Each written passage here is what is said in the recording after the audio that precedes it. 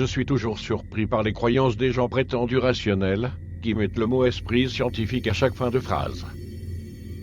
S'il y a bien une chose que j'ai remarquée en un demi-siècle de présence sur Terre, c'est que le statut social d'une personne n'est en rien un gage de garantie.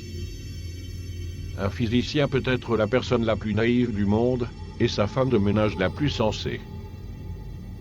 Il y a une règle très simple. Aucun a priori, même s'il n'est pas toujours facile de l'appliquer, et cela dans les deux sens. Autre règle. Ne jamais perdre de vue qu'un scientifique n'est compétent que dans son domaine.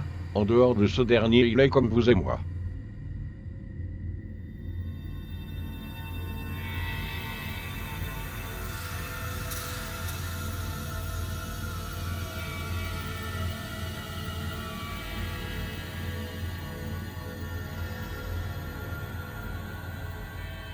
Depuis de nombreuses années, je m'intéresse à la transcommunication instrumentale ou TCI. J'ai toujours pensé que c'était sûrement la méthode incontestable pour trouver une preuve de la survivance de l'âme. Si une main pouvait volontairement bouger un verre ou une planche Ouija, si un médium pouvait inventer un dialogue avec un disparu, ou une mère laissant son inconscient guider sa main sur une feuille pour recueillir les paroles de son enfant décédé, il était difficile d'imaginer un trucage avec cette méthode. Plus je m'intéressais à ce moyen de communication, plus je me rendais compte que tous les témoignages, des plus sérieux aux plus farfelus, étaient erronés. Nous allons commencer cette enquête par le plus célèbre des transcommunicateurs, Marcello Baxi. Je vais vous démontrer que tout est faux, et que ce qui est considéré par beaucoup comme la preuve irréfutable n'est en fait qu'un habile trucage. Vous allez voir un document où nous voyons le père Brune, spécialiste français du paranormal, rendre visite à Marcello lors d'une séance publique. La spécialité de Bacci est d'obtenir des voix directes grâce à l'utilisation d'une radio à diode antique.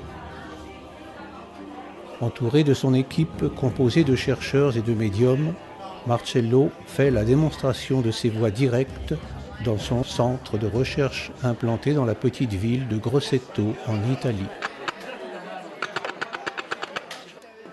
Non è proprio convinto di quello che ha sentito. Due strade e una delle due. L'animo umano è grande e nobile. Piace spingersi a guardare al di là. Infili nei tuoi scritti i tuoi sentimenti. Dura tutto secondo la tua condizione. Potrai essere soddisfatto di quanto ti accadrà.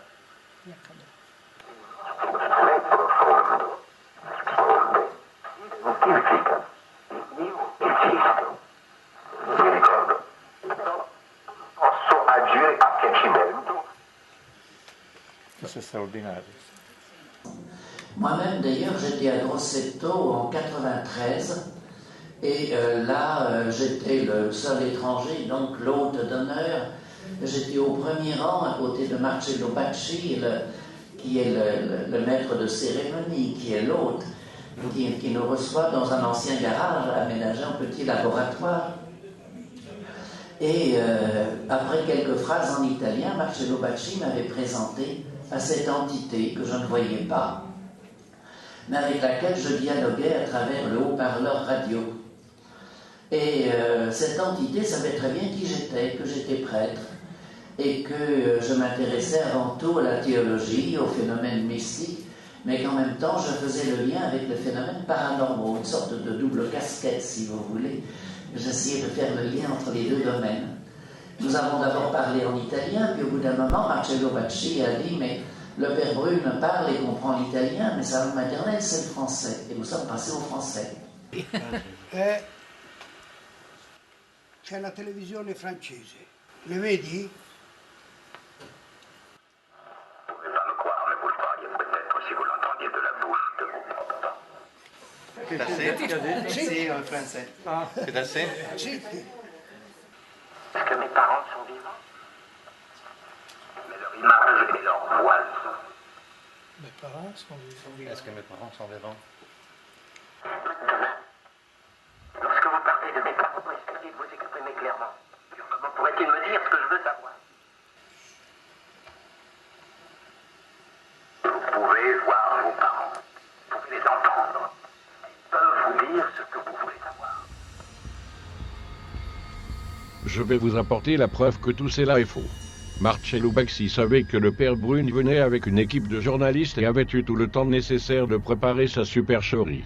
Voici les extraits que nous venons de voir en parallèle avec le film, La bataille de la planète des singes.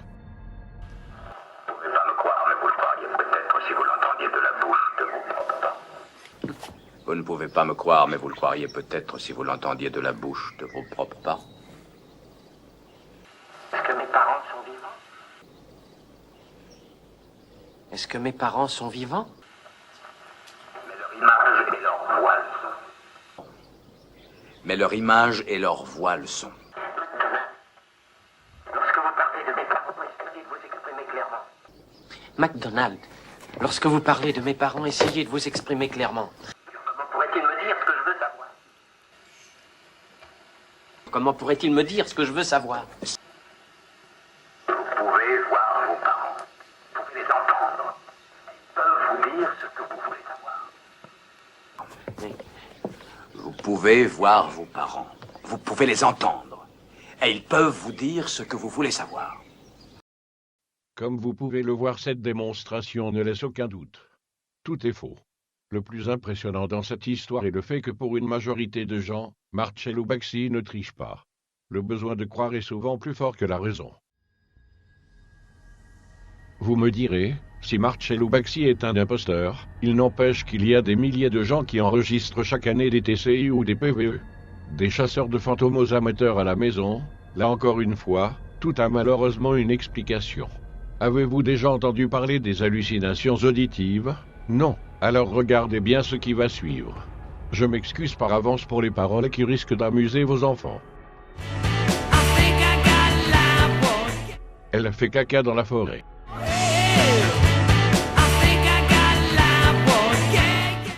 Autre exemple aux paroles tout aussi déplorables.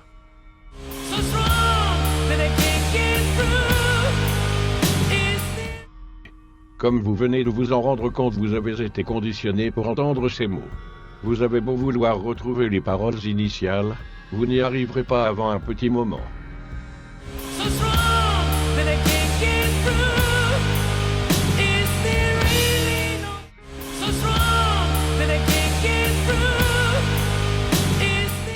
Convaincu, le moindre bruit, le moindre son peut être interprété comme un mot.